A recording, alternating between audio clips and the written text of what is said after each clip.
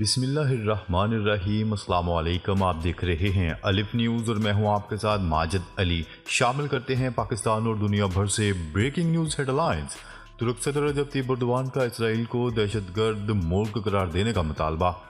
तुर्किया के सदर रजब Tayyip Erdogan ने आलमी बरादरी से इसराइल को दहशतगर्द मुल्क करार देने का मुतालबा कर दिया। गैर मुल्की खबरसाई एजेंसी की रिपोर्ट के मुताबिक तुर्क सदर रजब तैयब एर्दोगान ने अरकान पार्लियामेंट से खिताब के दौरान इसराइल को गजा पर वहशियाना बमबारी करने पर सख्त तनकीद का निशाना बनाया। तुर्क सदर रजब तैयब एर्दोगान ने आलमी बरादरी से फ़लस्तीनियों की नस्लकुशी पर इसराइल को दहशतगर्द मुल्क करार देने का मुतालबा भी कर दिया। रजब तैयब एर्दोगान ने आलमी बरादरी को मुखातब करते हुए कहा है कि इसराइल गजा में अस्पतालों और इबादत गाहों को भी निशाना बना रहा है, जबकि इसराइल की वहशियाना बमबारी में 4000 बच्चे भी शहीद हो चुके हैं। उन्होंने कहा है कि इसराइली जारहियत पर आलमी बरादरी कब तक खामोश तमाशाई बनी रहेगी और अगर इसराइल खून रेजी से बाज ना आए तो इसे फिलफोर एक दहशतगर्द मुल्क करार दिया जाए। तुर्क सदर रजब तैयब एर्दोगान का मजीद कहना था कि हमास एक सियासी जमात है जिसे फ़लस्तीनी अवाम ने अपने नुमाइंदे के तौर पर मुंतखब किया है। इससे कबल इसराइली वज़ीर आज़म नेतन्याहू ने कहा है कि जंग के खात्मे के बाद भी गैर मुअय्यना मुद्दत तक इसराइली फ़ौज गजा में सिक्योरिटी के लिए तैनात रहेगी।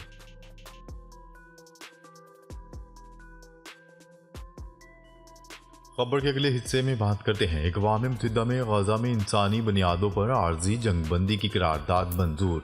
अक़वाम मुत्तहिदा की सिक्योरिटी कौंसिल ने गजा में इंसानी बुनियादों पर आर्जी जंगबंदी की करारदाद मंजूर कर ली।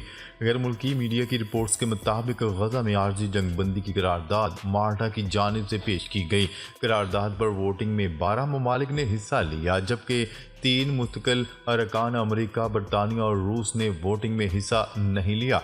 करारदाद में हमास और दूसरे ग्रुपों की तरफ से यरगमाली बनाए गए शहरियों की फौरी रहाई का भी मुतालबा किया गया।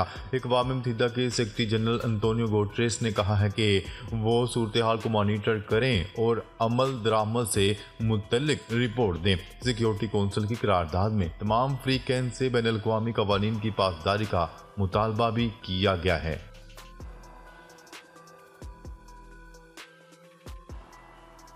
खबर के अगले हिस्से में बात करते हैं। इसराइली हिज़्ब इख्तिलाफ के रहनुमा याइर लैपिड ने वज़ीर आज़म नेतन्याहू से मुतालबा किया है कि वो फ़लस्तीनी ग्रुप हमास के ख़िलाफ़ मुल्क की जंग के खात्मे का इंतज़ार किए बगैर फौरी तौर पर मुस्ताफ़ी हो जाएं। याइर लैपिड ने बुध को इसराइली न्यूज़ चैनल को एक इंटरव्यू देते हुए कहा कि नेतन्याहू को फ़ौरन ओहदा छोड़ देना चाहिए। हमें तब्दीली की ज़रूरत है। नेतन्याहू वज़ीर आज़म नहीं रह सकते। उन्होंने मज़ीद कहा, हम खुद को एक ऐसे वज़ीर आज़म के तहत तवील मुहिम चलाने की इजाज़त नहीं दे सकते जो अवाम का एतमाद खो चुका हो। हमास के 7 अक्टूबर को इसराइल पर अचानक हमले के 4 दिन बाद नेतन्याहू और अपोजिशन के एक और रहनुमा बेनी गेंट्स ने जंग के दौरानिए के लिए एक हंगामी हुकूमत बनाने के मामले का ऐलान किया था। याइर लैपिड ने इस वक्त कहा था कि वो इसमें शामिल नहीं होंगे और इसराइली रहनुमाओं पर हमले रोकने के लिए नाकाबिले माफ़ी नाकामी का इल्ज़ाम लगाया। इसराइली मीडिया के मुताबिक याइर लैपिड, जिन्होंने नेतन्याहू के गुज़िश्ता साल इंतखाबात में इक़्तिदार में वापस आने से पहले इसराइल की मखलूत हुकूमत की क़यादत की, तब भी लड़ाई शुरू होने के बाद से वज़ीर आज़म से मुस्ताफ़ी होने का मुतालबा नहीं किया गया।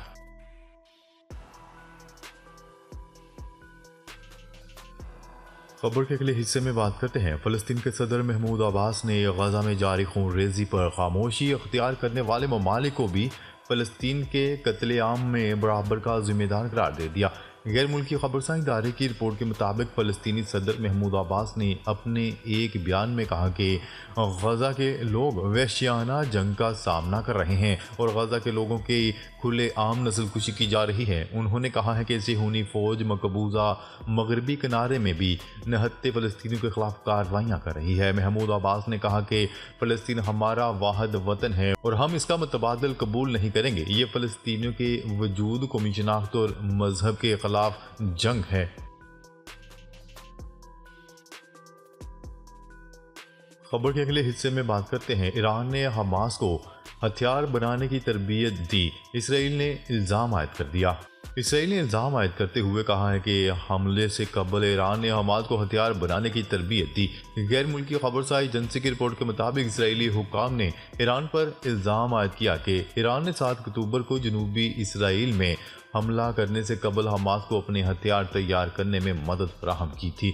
इसराइली हुकाम के मुताबिक गजा के बाहर हमास के एक पिकअप ट्रक में कंप्यूटर के अंदर से ऐसी दस्तावेजात मिली हैं जिनसे मालूम होता है कि हमास के एक फौजी कमांडर ने अपने कारकुनों के लिए ईरानी यूनिवर्सिटी में इंजीनियरिंग, फिजिक्स और टेक्नोलॉजी की तालीम हासिल करने और हथियार बनाने का तरीका सीखने के लिए स्कॉलरशिप की दरख्वास्त की थी। रिपोर्ट के मुताबिक इसराइली हुकाम ने कहा कि ये पहली दफ़ा मालूम हुआ है कि ईरान ने हमास के कारकुनों के लिए तरबियत देने के लिए इस किस्म की यूनिवर्सिटी से मुतल्लिक माली आनत फराहम करने की कोशिश की।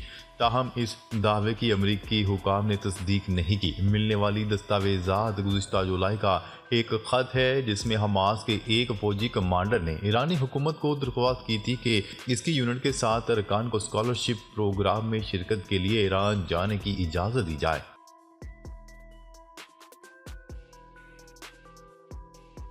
खबर के अगले हिस्से में बात करते हैं। गजा में मसाजिद पर इसराइली तैयारों की बमबारी के नतीजे में 50 नमाजी शहीद और मुतअद्दिद जख्मी हो गए। अरब मीडिया की रिपोर्ट के मुताबिक इसराइली तैयारों ने वस्ती गजा के इलाके सुबरा में मस्जिद पर उस वक्त बमबारी की जब नमाजी इबादत में मशगूल थे। मस्जिद नमाजियों से भरी हुई थी।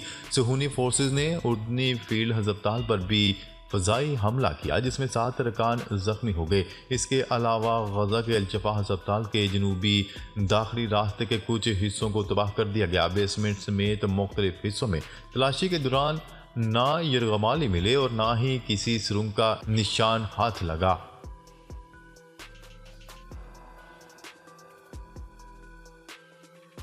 खबर के अगले हिस्से में बात करते हैं।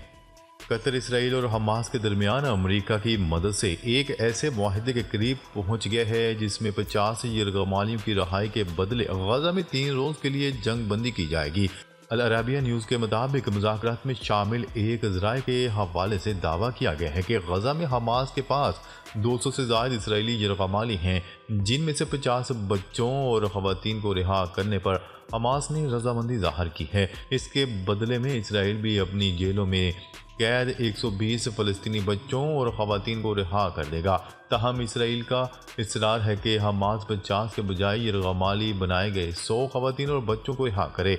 कतर से ताल्लुक़ रखने वाले मुज़ाकरातकार ने नाम ना ज़ाहिर करने की शर्त पर यह भी बताया है कि अगर दोनों जानिब से यरगमाली की रहाई पर अमल दरामद कर दिया जाता है तो गजा में 3 दिन के लिए जंग बंदी की जाएगी। इन 3 दिनों में यरगमालियों का तबादला किया जाएगा।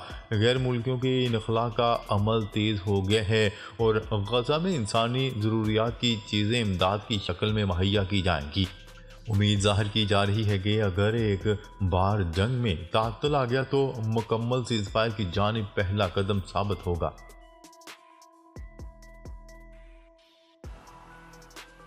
खबर के अगले हिस्से में बात करते हैं। खौफजदा इसराइली फ़ौज ने मगरबी किनारे में मरहूम फ़लस्तीनी रहनुमा यासिर अरफात की यादगार बुलडोज़ कर दी। अरब मीडिया की रिपोर्ट में बताया गया है कि तोलकरम पनाहगज़ीन कैंप के करीब यासिर अरफात की यादगार इसराइली फ़ौज ने तोड़ दी। इसके अलावा इसराइली फ़ौज ने गजा के अल-शिफा अस्पताल से 200 आम फ़लस्तीनियों को भी हिरासत में ले लिया। इसराइली रेडियो के मुताबिक अस्पताल से कोई यरगमाली नहीं मिला। इसराइली फ़ौज ने अस्पताल से असला मिलने का दावा किया, ताहम डॉक्टरों और हमास ने इसराइली दावा झूठा करार दे दिया।